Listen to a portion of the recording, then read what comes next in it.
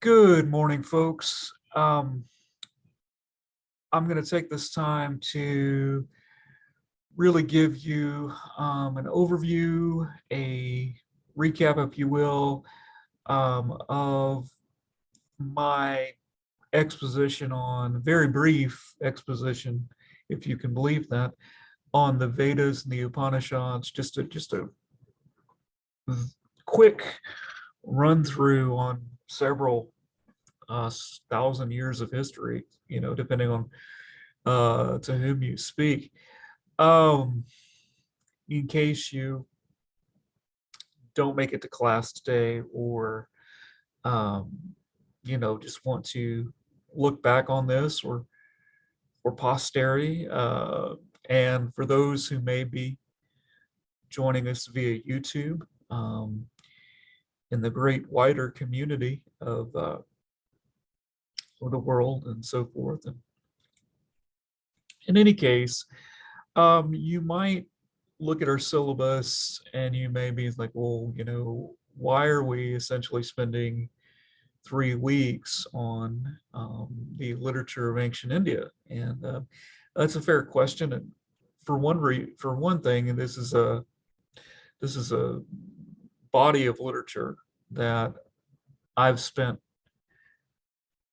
over 20 years in, with some degree of focused study, and and I can say in that time I've barely begun to scratch the surface of this just immense body of literature. But also, in the spirit of the literature survey, this is a body of literature that isn't typically covered to the same degree, right, that say European literature is, or Near Eastern literature, which we are also, of course, discussing. So I want to give this body of literature a fair voice. And again, this is a survey, so we're only just sort of skipping the surface, if even that, but my hope is that, as with any of the other literatures that we're talking about throughout the course, that if something sparks your interest, that you take a deeper dive, into those works, particularly, if, for example, you want to consider one or more of these texts for an aspect of your literary essay for the course, or even beyond that, if it's something that speaks to you, that you go back to it on your own at a future time. So I wanted to begin with the Vedas and the Upanishads, because they're sort of the philosophical underpinning of the Vedic literature, and they're going to have a deep resonance with the Itihasas, or the histories, which we'll cover over the next 2 weeks, the Ramayana and the Mahabharata. And of course, within the Mahabharata, the Bhagavad Gita, which is the crown jewel of the texts of India. And something else, as of course with the Torah that we looked at, Book of Genesis, these are texts that are considered sacred by millions of people in the world. And so we approach these with a degree of respect, but also with the understanding that as literary scholars, we're looking at them and evaluating them as we would literary text, not necessarily entirely theologically, okay? But we also want to keep in mind that theology and body of work, based on the theology around the text does in fact exist. So let's talk about the Vedas. So really, the Vedas come into Western consciousness, if you will, consciousness of English speakers, right? Um, on and around, really on and around, uh, let's see, I believe it is 1786, somewhere in there. You have a gentleman by the name of William Jones, who is the governor of East India. And he's an incredibly learned individual. And he's a linguist, and among other things.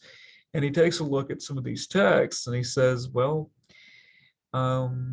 we have an issue here because this is an incredibly sophisticated body of work, and it appears, if the text itself is to be believed, it appears to be older than the texts of the Bible. And so, of course, this is problematic, okay, for Europe, and so what we have then is we have a concerted effort by Europeans to translate the Vedas, the Upanishads, the Itihasas, the Puranas, the Vedanta Sutras, so on and so forth, not for the sheer assimilation of knowledge and contemplation of knowledge, but rather to translate them as a means by which to debunk them, for lack of a better word. They wanted to approach them apologetically, in the Latin sense of the word, in defense of Christianity, right? And so as a result, what you have is and this still persists, particularly in the West, you have an academic dating of these texts that is much later than the texts themselves purport. And in fact, then a lot of scholars within India would have, and this is, and admittedly, Max Mueller, who's probably the most famous of these scholars and one of the most prolific of these translators from the 19th century, very close to his passing, actually admits that this was their agenda, and so that becomes problematic, because what comes out of this, right, is this idea of the quote unquote Aryan invasion. Now, when I say Aryan, I don't mean Aryan in the sort of bastardized Nazi terminology. Aryan in the Vedic sense means a civilized person. It has nothing to do with race. Okay, but the prevailing narrative, even today, in a lot of academic circles, even some in India, is that you have this people, this Aryan people, this people that possess this culture that is disseminated in the Vedas, that's represented in the Vedas. You have this culture that they claim, originally began somewhere around in Iran, and then went into India, and the Aryans then, in quote unquote, invaded the native peoples there, and so on and so forth, and then from India, the culture then proliferates and so forth.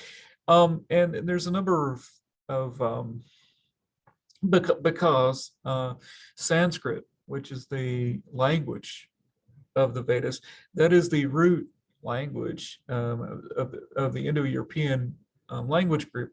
So you get from there, you get Latin, you get Greek, and so on, right? Um, but this becomes problematic because, for example, in the Vedas themselves, Indra, who is the corollary to Zeus, and vice versa, they're basically the same deity, right? Just different locales, if you will, in cultural milieu. But Indra is discussed as having, as a destroyer of cities and so on and so forth, and so forth. And if you're a nomadic people, you don't typically have, vast cities, for example. So it becomes problematic. And again, if you think about the uh, cultural, socio-political agenda, right, of the West, again, coming in and propagating a theory like this.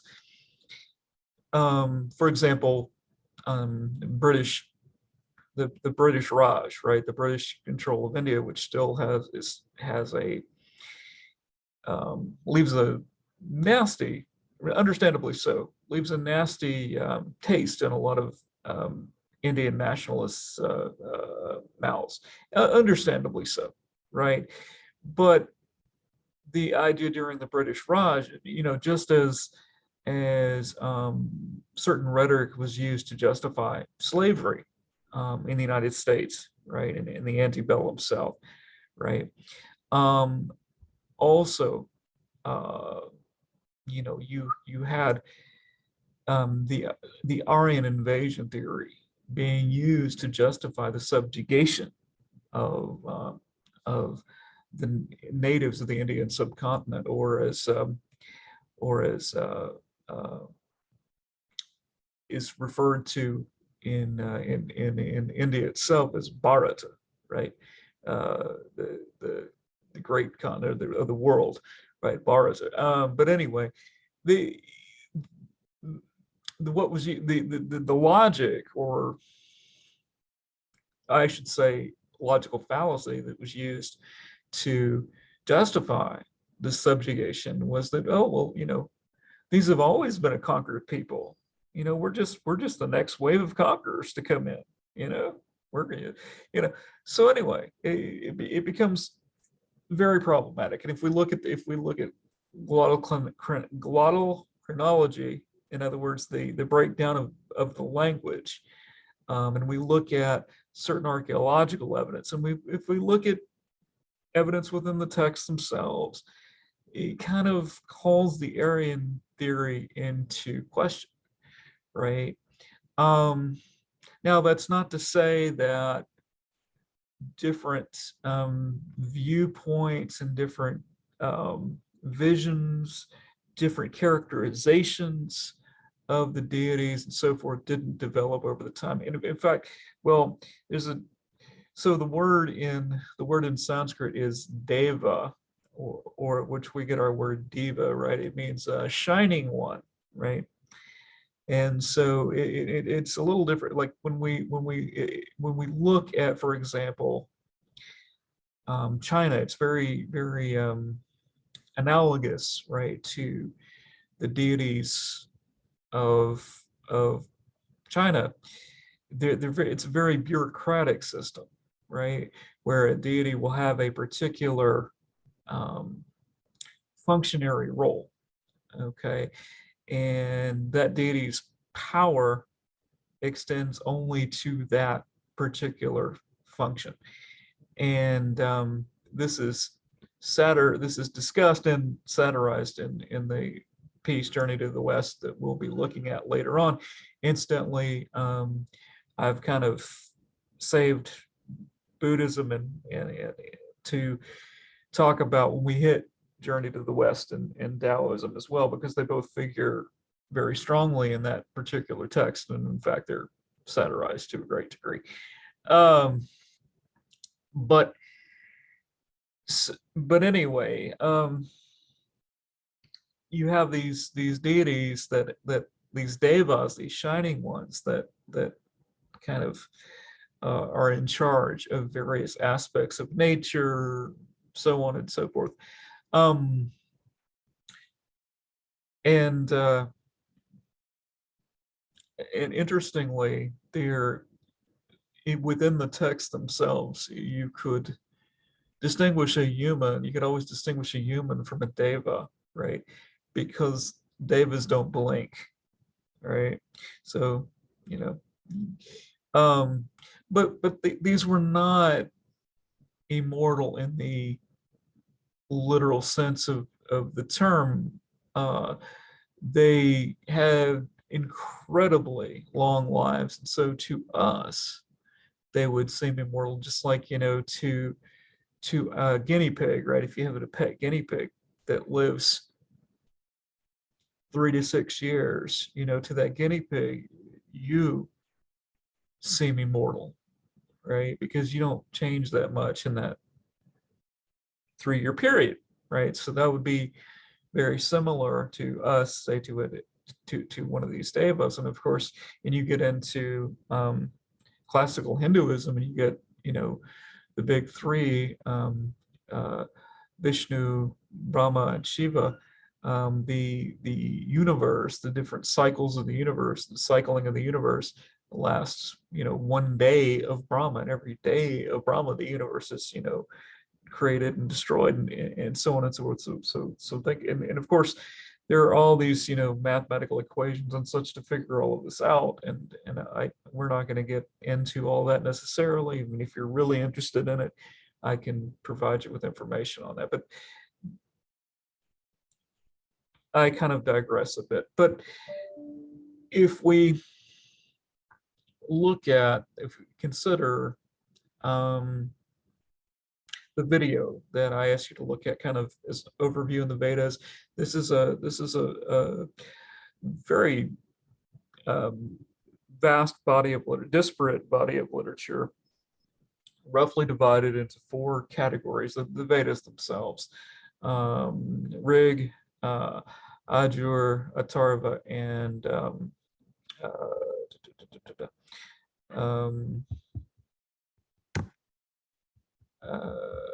Samaveda. Anyway, the Samaveda is the other one. Anyway, 4 Vedas.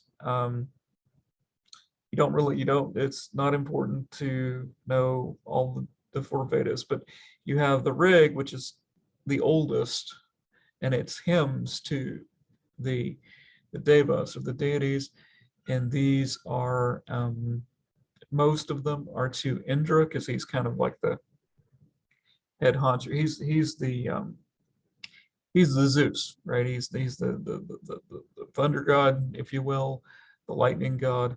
You have a lot of hymns to Agni, who's the fire god, and I'll talk about why here in a second. But and then you have the Ajurveda, which is actually details on ritual and fire sacrifice. So, and before I talk about the economy of sacrifice, which is very important, and it's going to play a major role, not only in the Vedic histories and so forth that we look at, but also you're going to see this again when we talk about Greek literature and also Roman literature. And in a protracted way, this shows up in the gospel narratives as well. But so there's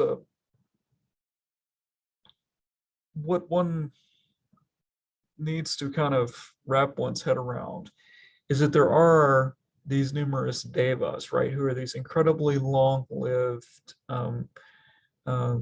beings that have lifespans in many cases beyond our reckoning, or we can reckon abstractly, uh, and they occupy these offices, right? And the understanding is that the Indra who is Indra now, right, has not always been Indra, right? There have been other Indras in the past that have occupied this role, and so on and so forth. Um, but the idea is that in the Vedic conception, uh, and in ultimately in what becomes classical Hinduism, you have a henotheistic situation. In other words, there is unity of gods within God. In other words, there are all these devas, right? But they emanate from the supreme, and the supreme is referred to as Purusha. It's identified in the Vedic hymns 1090, Rig Veda 1090 is the Purusha Sutta, in which the supreme, the ultimate under underpinning deity, right? The original deity is called Purusha, and there's a text called Satapatha Brahmana. It's a very, very early text in the vein of the Upanishads, which I'll talk about in a second here. But in that text, the Purusha is identified with Vishnu. Very early on, there's this notion that Vishnu is the Purusha, or the original supreme. Now, to be fair, when you get into classic Hinduism, which is later on, you have three main branches, right? You have Vaishnavism, which is the recognition and worship of Vishnu and Krishna, etc., and as the supreme. And then within that, you've got multiple branches, very much like Christianity. And then you have Shaivism, and in Shaivism, Shiva is, depending on which Shaivite you speak with, Lord Shiva is either the supreme, right? Or he is the means by which one ultimately merges with that lies beyond conception, right? And so on. And then the third major branch of classical Hinduism, if you will, is Shakti, or the worship and reverence of the feminine divine, right? And all of these uh, forms, all of these have sort of the same characters, right? The same folks show up. It's just a matter of the understanding of the significance of the various folks. But, like, for example, in the Puranas, you'll have some of the same folks that show up time after time, and they're perhaps saying a little bit different stuff, different discourses in each Purana based on what the subject matter of that Purana may be. And then sometimes you'll have glosses of stuff that happened in previous Puranas, etc., right? Sometimes you'll have people show up in the Puranas who were in the histories, like, for example, Arjun, or who figures extremely prominently in the Mahabharata, or Yudhishthir, his older brother, etc. Right? You'll see them show up. So these folks are just recurring, right? These are incredibly important people, figures, even today, right, in India. Slight aside, the term Hindu is ultimately, I mean, now it's kind of like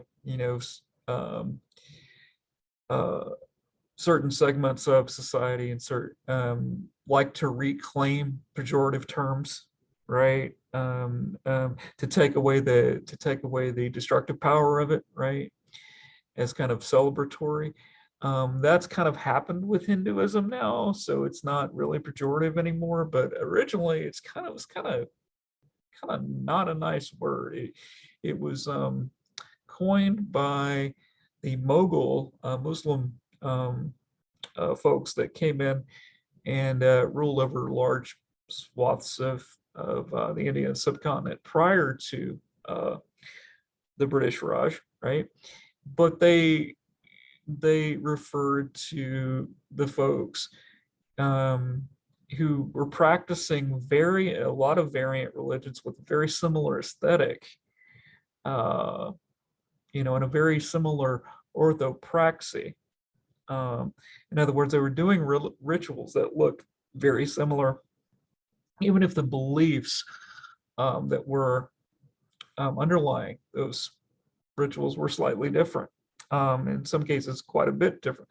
But anyway, they referred to these folks as Hindu, meaning, on this side of the Indus River, right?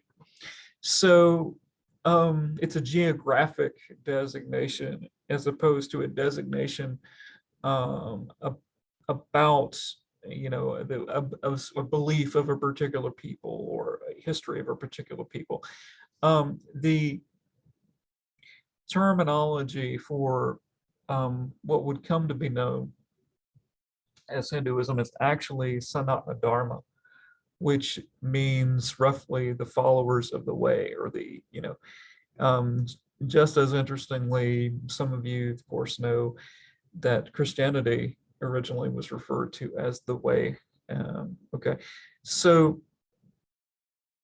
let me back up a little bit. So when we get to the Vedas, and the little piece on the Vedas, I gave you a kind of a brief overview rather than just dump um, mounds of Vedic hymns on you.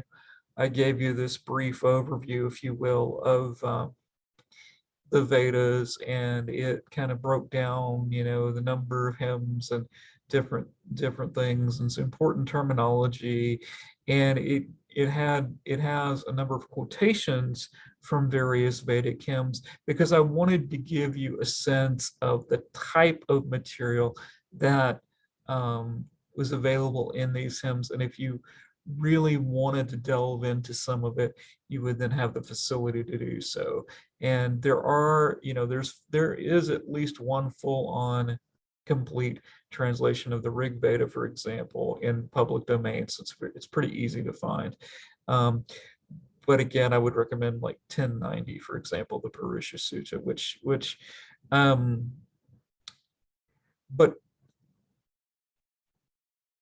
when we look at the Vedas, right, the central function therein, right, is this economy of sacrifice. And so you'd be like, well, what is that about, and why is there so much written about it, and why do people care about it? Well, the notion is that there's this great wheel, right? This great wheel of of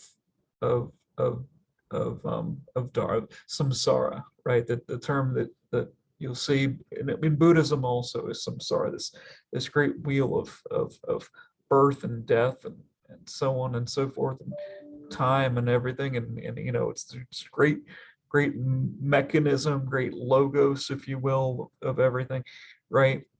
Is the samsara. So, but the way that this works, is that, so, we're born, we live on Earth, and we partake of the products of the Earth, air, water, food stuff, etc. Right? So the idea in the with the sacrifices is the mechanism by which we give back, and thus we're turning the wheel, right? And the idea there is that if the devas, or the gods, by way of nature, right, give us food, air, etc., we should then offer those elements back to the gods. And also, it's considered completely uncivilized to this day in India.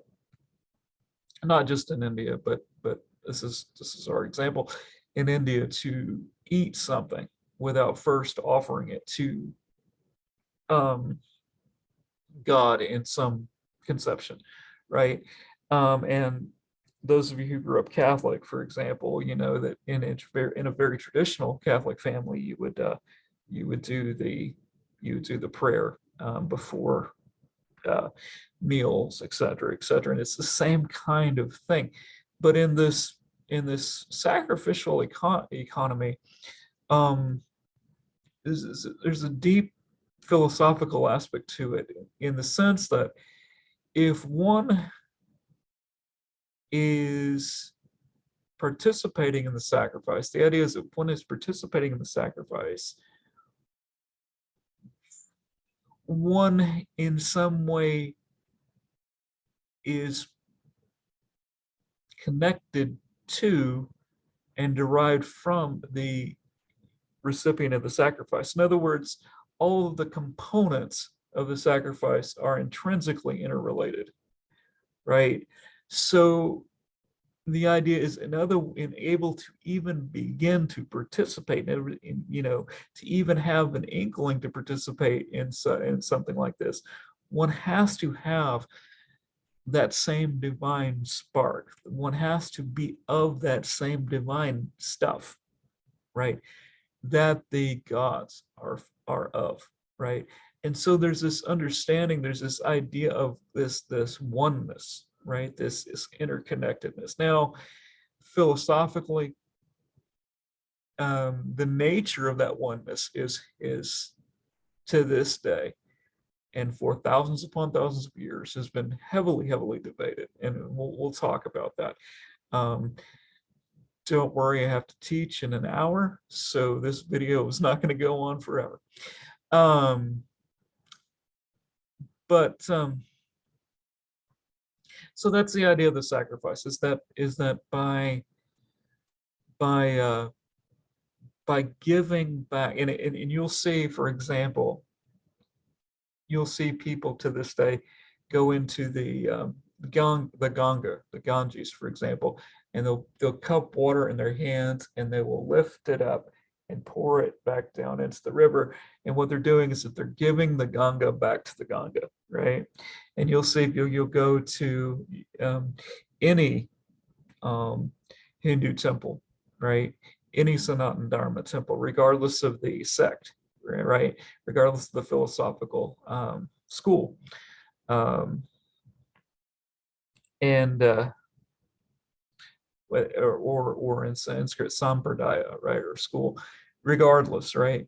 You will see this ceremony called Arti performed, where they are offering, incense and fire, et cetera, and all these things to the an image of the deity.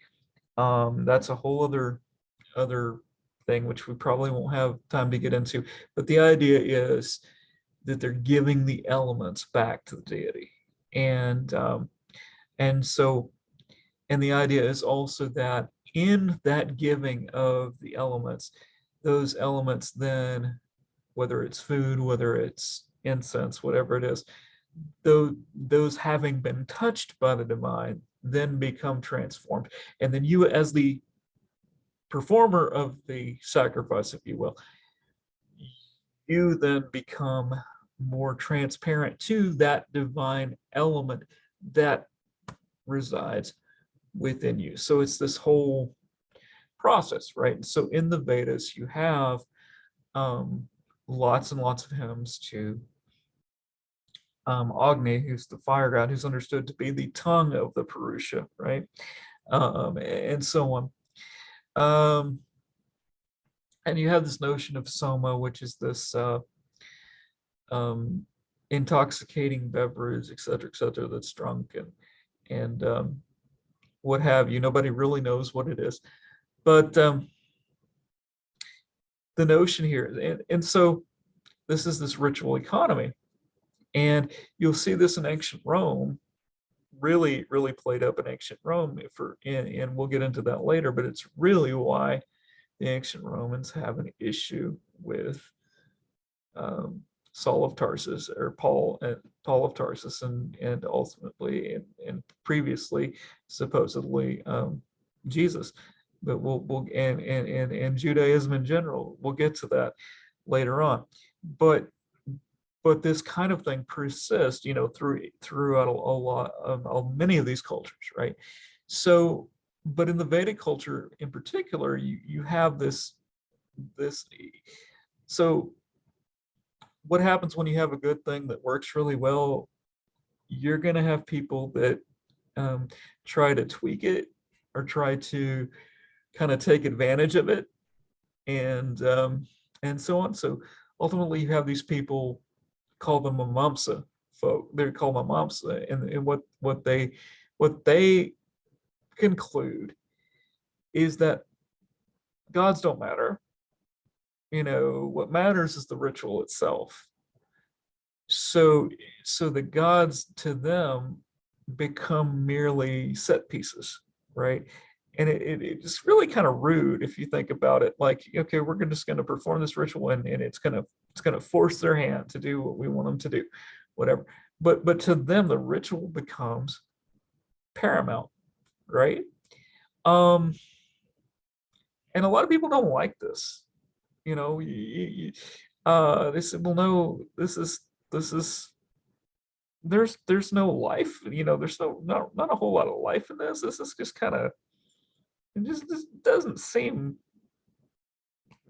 all that joyous or happy, or there's this isn't very human. I mean, so anyway, you have people reacting to this, right? And so what you have um, these folks that decide they're going to go out in the forest and forego this complex ritual economy and just go out in the forest, and they're going to contemplate the great questions of existence. And in Vedic culture, ultimately what develops is this notion that real humanity, actual humanity, does not begin until one begins to ask the essential questions of life. The predominant question of life is, why the hell am I here? And then, is there a divinity, right? What's the nature of that divinity? What's my nature? And what happens when I die, right? So these are all the questions. We've already seen these questions being addressed and being central, right, to the Epic of Gilgamesh, for example. The whole question of what the hell is going to happen to me when I die is what motivates sort of the second half of that narrative, right? So you have these people, and I'm glossing over a whole lot. I mean, um, various professors and swamis and so forth that I've studied with would probably bristle if they heard this video, because I'm glossing over so much. But anyway, this idea is ultimately what develops. The Upanishads develop out of this, right? Because the term Upanishad basically means to sit near, right? So you would have these sages out in the forests, and in fact, when you in the Puranas, for example, any Purana that I'm familiar with, which is not, there's 18 of them, and I have not delved into all 18, but they tend to begin with the sages of Naimisharanya, right? And it's these group of sages that are conducting this ongoing fire sacrifice out in the forest, but the fire sacrifice is not the central point. What the central point is that they have, the sutta, usually the son of Vyasa, the compiler of the Vedas. You don't need to know all these names anyway, but he shows up and they ask him questions. It's like, hey, what does this mean? we don't really understand this, and so on and so forth. And it develops into this ongoing sort of organic conversation that lasts for books and books. But anyway, so the Upanishad, and if you look at the structure of the two Upanishads that I asked you to read, the Isha Upanishad and the Katha Upanishad. Well, the Isha Upanishad I asked you to read because it is not so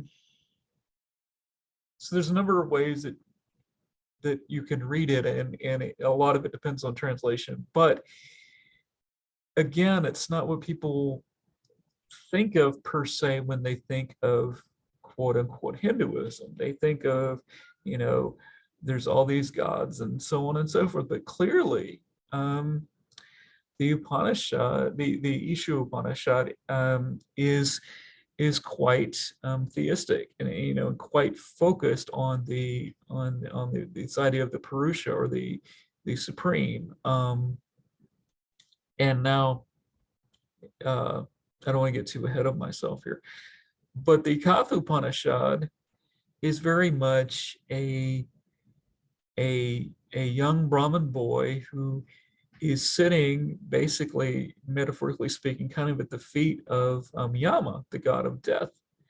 And I asked you to read the Yama comic that I linked for you.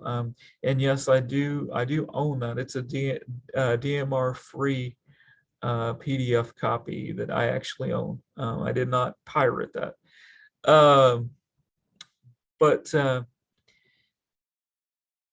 But and it was done and funded, ultimately, the printing of that ultimately originally was funded by Deepak Chopra and his company, because this idea that the Indian culture has, or cultures, I should say, to be more accurate, have so much to offer humanity at large that this culture should be disseminated through popular media. And so you have this very beautifully rendered comic, and we'll look at some other examples as we go along, particularly about Hanuman and so forth. But the idea, and they don't hit you over the head with like religious notions and things like that, but just to introduce Western audiences to the culture and culture of India and so forth. Anyway, so in Katha Upanishad, you've got a lot of classic metaphors that really represent really the some of the foundational ideas of Sanatana Dharma in Indian culture, Vedic culture. But you have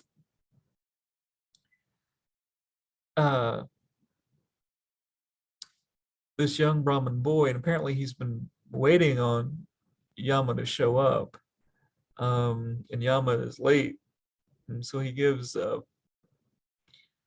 and Yama, honoring the hospitality ethic, that we talked about with the Book of Genesis, and how important hospitality was. And even to this day, and I think I mentioned this in class, even to this day in India, you're expected to, a Brahmana or a learned person is expected to give someone minimally a glass of water and a place to sit if you have a visitor in your home. But so Yama gives him 3 boons, right? And he says, well, I want my parents are getting older. I want them to be taken care of, and so on and so forth. But ultimately, he wants to know what it means to what happens when one dies, and so on and so forth. And Yama tries to dissuade him several times, but ultimately he's persistent, and so Yama begins to break down for him the possibilities, right? And more or less, what is said here is what's really laid out is the transmigration of the soul. And so if you remember from the video on the Vedas, there are a number of different possibilities that, the Vedas sort of bear out for an afterlife. Um, as in classical Hinduism, the transmigration of the soul is ultimately the one that is privileged, and certainly in the Upanishads, um, they, but you have some discussion, some sort of inkling that there could be an afterlife similar to that discussed in Epic of Gilgamesh, or the Odyssey, for example, or the Hebrew conception of Sheol. Uh, but really, when you get into the Puranas, and we're not going to have time to really look at those texts in depth, but the description of the abode of Yamaraj, it's very Dante's Inferno like. You've got folks that have done dastardly things, right? They get they get their just desserts in the underworld. Um, however, the notion is that that is not eternal. That in suffering and enjoying, whether you've done exceptionally well, maybe you become a god or something like that or whatever, but that's not eternal. Ultimately, your soul, if you will, so there's a couple of terms. You don't have to know these terms, but there's Atman, or the soul, right? The being, the eternal, the self, and then as you get into various philosophical systems that develop, you've got the idea of Paramatman, or the great, the soul, the emanation of the supreme that would accompany the individual, and Jivatman, or the individual soul. And then, depending on your philosophical school, the relationship between that Paramatman and Jivatman is bared out. Okay, so but before we get into all of that, um, ultimately, that's what the Katha Upanishad is about, and there's a metaphor in here that is quite. There's a couple of them actually. They're quite detailed, and will show up again. You know, like for example in the Bhagavad Gita, the idea of the body, the human body as a chariot, right, and the mind as the charioteer, like and the soul riding in the chariot, the mind is the charioteer, and the senses, right, as horses that the mind has to rein in, you know. And so that's the whole idea of yoga, is reining in those senses, right? There's those wild horses. Okay. And so uh, one way of reading the Bhagavad Gita, for example, is that, that Krishna and Arjuna are like the individual, the soul, and the mind, and so on and so forth, and the horses. And the problem with that, is that Krishna himself references that in anyway. But that is one way that some people read it. Some people read it far more literally, that Krishna actually spoke the Bhagavad Gita on the actual battlefield of Kurukshetra, and so forth. And honestly, that's a matter of personal investigation, and what you choose to believe or not believe on that. But for many people, the Battle of Kurukshetra, all the histories that we will discuss, are very much historical events, or at the very least inspired by historical events. and that these folks that are discussed, and for our purposes, are literary figures, but for many people, these folks are real, right?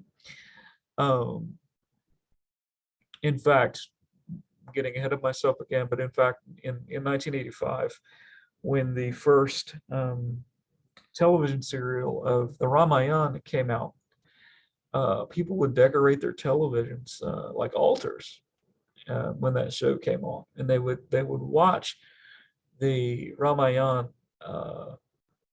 TV show as if they were in a temple, and so I mean that's how revered these texts are and these narratives. But so bear with me, bear with me. So one concept that really, and this you will want to carry forward with you when we look at the Ramayana and when we look at the Mahabharata, right? And again, we're just going to touch on some highlights, particularly with the Mahabharata. We're just going to touch on some highlights and maybe take a little bit more focused look at the Bhagavad Gita. But when we look at, so one concept here is the concept of dharma, right? And so dharma is kind of an elusive concept. Some people might just call it the way. In other words, the philosophical system, religion, et cetera, of India is called Sanatana Dharma, or eternal way. So the way meaning dharma. That's not a sort of holistic translation of dharma. Dharma also can mean ability or inherent path, if you will. And that way it's kind of related to logos, your inherent nature, and responding to that nature, responding to that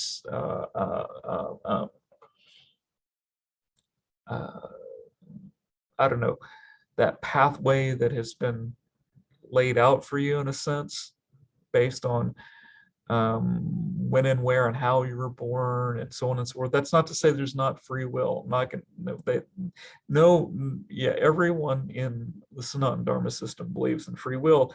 That's why you've got reincarnation, because you can go over here on the end. Very simple way to understand reincarnation. Okay. You create your next body now, okay, by way of action or lack thereof, what have you. Every person carries with them an aura, or a subtle body, and that subtle body is constantly changing and morphing, if you will, based upon one's actions in this life. And so when the idea is that when one expires, when the body expires, the jivatma, right, goes on, and with the subtle body, with the aura, right, and the subtle body is more than just the aura. I'm just simplifying things quite a bit, but goes on and takes on a physical body that matches the state of the subtle body at the time of the soul's departure. It takes on the path of least resistance. So it's very similar to the Catholic notion, right, of fundamental option. In the Roman Catholic conception, it doesn't matter so much, if you got everything right, everything perfect, in your path towards sainthood. What matters is your fundamental option. In to what degree did you focus your energy, et cetera, right? For the most part, right? That's it's ultimately that kind of thing is, don't sweat the small stuff, right? So it's similar with the idea of transmigration of the soul. So, but my point is that we all have dharma, but we can choose to um, flow with that dharma, if you will, or not, right? We can even change our dharma. But anyway, so the the the there's dharma, there's and adherence to one's dharma is incredibly powerful. And in fact, it can and Ram in the Ramayana, as we'll see, is understood to be the ultimate adherent to dharma.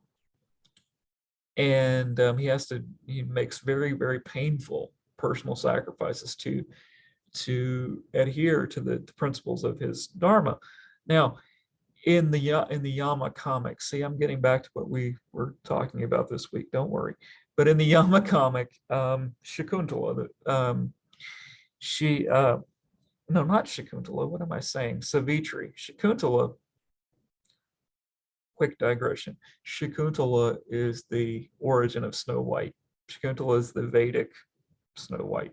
Anyway, and believe it or not, the Panchatantra, that was like essentially Vedic fairy tales, that did have an effect on European culture, even in the Middle Ages. But that theory comes from Joseph Campbell. But anyway, so no, Savitri, right? Savitri, right, is essentially able to get her husband back. And her husband has died, and Savitri actually, goes down, finds her way to the underworld, and Yama originally says, "Well, I'll give you a boon, I'll do this to you, but I can't give you your husband back. I don't, But because of her very, very strict adherence to Dharma, again, the Dharma is the turning of the wheel. The Dharma is the mechanism of the turning of the wheel, right? That turning of the wheel of samsara, that what makes reality work, right? Makes the universe work. She does get her husband back, right? It's very much the Orpheus Eurydice, but I mean the Shakuntala has a happy ending. Not Shakuntala, I'm sorry, Savitri's story has a happy ending, whereas as you saw from the comic, whereas Orpheus's does not. But it's very interesting because it's number one, she's a woman, and oftentimes women often in Vedic texts, as in a lot of other texts, get mistreated, right? And in fact, we'll see there's some very dicey stuff that happens with regard to Sita in the Ramayana. So much so that it's still, and this text is so incredibly ancient, and it's still that some of this stuff is debated hotly today in India. And the Ramayana, I'm again getting ahead of myself a little bit, but the Ramayana is, so there's archaeological evidence that suggests the Ramayana is historical, at least in part, because there's a part in the Ramayana where Hanuman, and who's a monkey, uh, and he's a monkey. He's the son of the wind god, and so on and so forth. It becomes very, very important. But he and some bears and so forth, they build a bridge from India to Sri Lanka, where Ravan, the demon king, he's got his kingdom and so forth. So that bridge has been found via satellite, right? There is in fact a bridge between the two, underwater. Same thing with Krishna's city of Dwarka, which figures it's mentioned in the Ramayana, figures prominently not mentioned in the Ramayana, mentioned in the Mahabharata, figures prominently in the Bhagavad Puran, or the Srimad Bhagavatam, whatever, same work. But in that text, it actually becomes flooded and underwater and so forth. Well, long story short, is in 2000, it was discovered off the coast of Gujarat, and this is a major thing, and it was kind of dismissed, not dismissed, but kind of overlooked, just not to, by in the West, um, but it's essentially the Sanatan Dharma equivalent of having found Noah's Ark, right? It's that degree of of significance, right? Or I mean, Noah's Ark. Even if there were a historical Noah's Ark, it wouldn't have survived. I mean, it's made of wood, right? But it would like finding the Ark of the Covenant, for example, right? Something like that. Okay. Um, but again, I digress a lot. So everybody has this dharma, right? And everyone's dharma is different. Everyone's dharma is unique. Now there's categorical dharma as well as individual dharma, right? So you have people that have a tendency towards certain things categorically. And so if you're categorically have a tendency towards, dissemination of learning and so forth, you would be Brahmana. If you have a tendency towards uh, protecting folks, um, you would be a Kshatriya or a warrior. If you have a tendency towards economics, business, you'd be a Vaishya.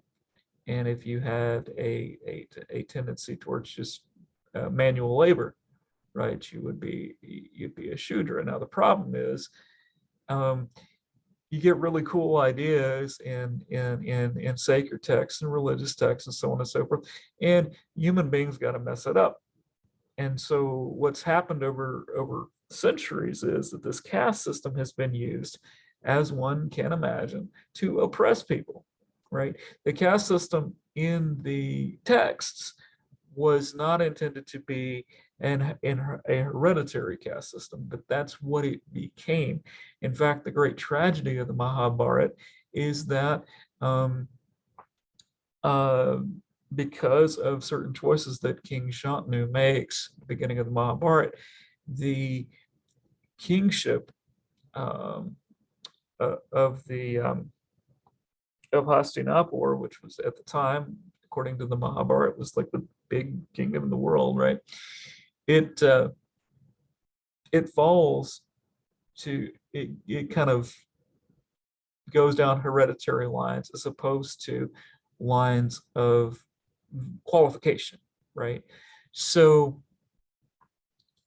yeah, and to this day, right, in India, even among, say, for example, Indian Christians, because Christianity really did well in India, as did Islam, because especially among the Shudras, the quote unquote, and below the Shudras are the untouchables, and those are people that were like, handled dead bodies, for example, and so on. Ritual unclean stuff. But Christianity and Islam did very well in those areas because they say, hey, we don't have untouchables, et cetera, et cetera. Now, in the devotional movements in Shaiva, in the three main areas of Hinduism, you know, the caste system was essentially the hereditary caste system was disavowed and so on and so forth. So beginning in say, for example, the 15th century, 15th, 16th century with Chaitanya, right? And the bhakti, the movements of devotional love and service, right? Uh, the caste system was not a consideration within those movements. In fact, for example, a number of Chaitanya's principal followers started out as Muslim, which in the Veda, in among quote unquote Hindus, to uh, invite a Muslim, to chant the name of Krishna, for example, et cetera, et cetera. That was considered, no, you know, what are you doing? What are you doing? But that, you know, so on. So what I'm saying is, even among the practitioners of Sanatana Dharma, they ultimately see how the caste system becomes extremely problematic. And you have Mohandas Gandhi, for example, Mahatma Gandhi, really, you know, taking that to task and really taking the treatment of women to task, and so on. But what I would like for you to think about, and there's a real uh, sort of streamlined way to think about Dharma, right? So, and this was told to me by a Harvard, a professor with a PhD from Harvard in Sanskrit, who also happens to have been a Swami for the last 30 something years, right? So actually now I think it's more like 40, but anyway, uh, the Dharma is basically like the force, right? You know, that if the force is strong with someone, one is in line with one's Dharma, right? Um, and uh, and so yeah, and really what you will see in the Ramayana especially is there are these um, there's mention of the devas, which I've already talked about, right, and the asuras, right, which are um, sort of synonymously called demons, and then you have the rakshasas, which are kind of related to that, and they're basically like shapeshifters, very vampire-like in some ways. You know, they drink blood, so on and so forth. Not the so, but really, the devas and the asuras are essentially cousins. They're two different sides of the same family. So what it really amounts to, and this is a very, you know, easy way to look at it, and it's very effective, right? Is that the devas, although they're not perfect, they they follow the light side of the force, right? Versus the asuras, and sometimes you've got asuras who are actually fairly decent people, okay? But in general, the people on the asura side and from the asura families, they follow the dark side of the force, right? Okay, so just keep that in mind when we hit the Mahabharata. But this concept of dharma is going to be essential, and it's why the figure of Ram is so revered. Yeah. So really, the takeaway with the Vedas and the Upanishads is that these are foundational, right, to sort of the Vedic understanding of stuff, and um, what sort of permeates um, the Ramayana and the Mahabharata, and ultimately from the Upanishads, ultimately that will develop. I mean, Buddhism ultimately will be a reaction, another sort of reaction to the Mimamsa idea, and also come out of this sort of forest type of um, contemplative and sacrificial, because um, for example, people wouldn't necessarily do fire sacrifices. They would also sacrifice their breath, their outgoing breath, and so on and so forth. So you get all these yogic techniques that develop, and yoga actually, the root of the word yoga means to link, to yoke oneself to the divine. Okay, so that all kind of develops out of that. and really the way that one gets the deva's attention. You can get positive or negative attention, right? The way you get negative attention of the devas is you do this, grueling, self-effacing, just, just nasty um, uh, uh, yogic maneuvers for thousands upon thousands of years, such that it generates heat, right? So much, heat from your sacrifice, the the yogic sacrifice, the yogic self-denial, et cetera, in and of itself generates heat, and uh, and that begins to disturb the devas, and they kind of placate you to just to quit, quit doing that, to stop bothering us with this.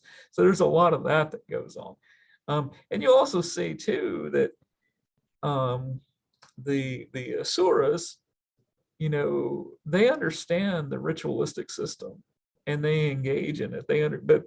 But they're engaging in it for very, very selfish purposes. Again, the dark side of the force, right? So one last idea, right? And I know I've kind of meandered and um, in many different ways here, but from the Upanishads and ultimately on in through the histories and into the Puranas, ultimately you arrive at the concept of Vedanta, which literally means the end of the Vedas, or the conclusion of the Vedas.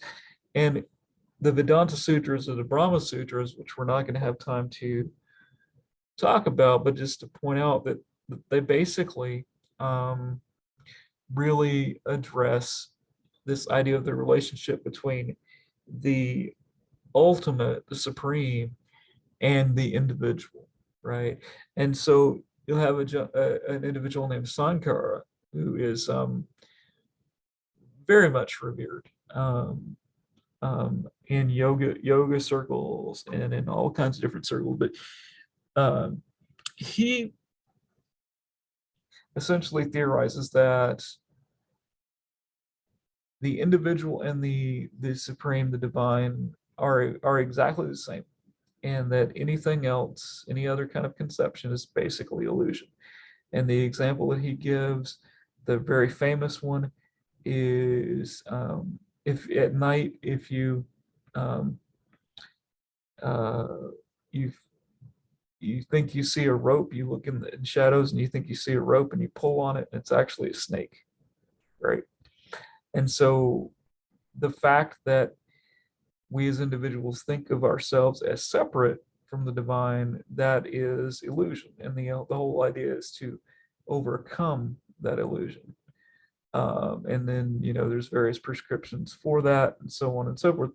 And contrary to Shankara, you have another school of thought, really headed by Ramanuja. It's another theologian. And he says, well, the individual is of divine, and the individual and the supreme are ultimately separate. They're two separate beings. And then you have, after Ramanuja, you have Madhva Acharya, and Acharya means teacher. Uh, so you'll see,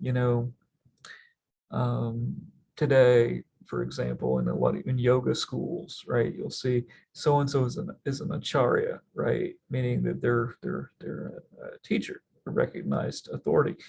So anyway, Madhvacharya builds on the foundation of Ramanuja, and basically comes up with this idea of a chitta beta veda tattva, which translates to simultaneously, inconceivably one and different, meaning that according to Madhvacharya, the individual is made of the same stuff as the divine substance, and therefore is simultaneously one and different uh, from the divine. So eternally separate yet the same, has the same ultimate nature, ultimate drives, etc., etc.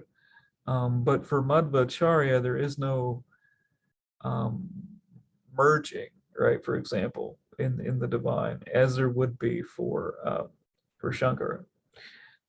Again, these are very sort of fine philosophical points that distinguish the various sampradayas or schools within India. But the important thing to note, just like, for example, you know, you've got your Methodists, your Episcopalians, Catholics, Mormons, you know, so on and so forth. All of those folks have varying degrees of difference within their theologies, but they all read the New Testament, for example. All right. It may mean slightly different things. They may come to different conclusions, but they read the same text. That is true in India, for example, for the Mahabharata and the Ramayana, especially the Bhagavad Gita. Everybody reveres the Bhagavad Gita. People come to different conclusions about the Bhagavad Gita. But what's wonderful, right, about these texts, and what we'll pick up with next week, is that they are just such intricate and delightful narratives, and really narrative story, right, um, is what this course is about. And we did get some story this week. We got the Savitri story with Yamaraj. We got the uh, the Katha Upanishad, and we got a little bit of history with regard to the Aryan invasion theory and the Vedas. So anyway, I hope that you all find some of this to be interesting and compelling. And if you're at all interested in a lot of this, a lot of what I synthesized came from a semester-long course on the religions of India by Dr. Howard J. Resnick at the time, who was at the University of Florida by way of Harvard. But anyway, I will sign off for now. Thank you so much.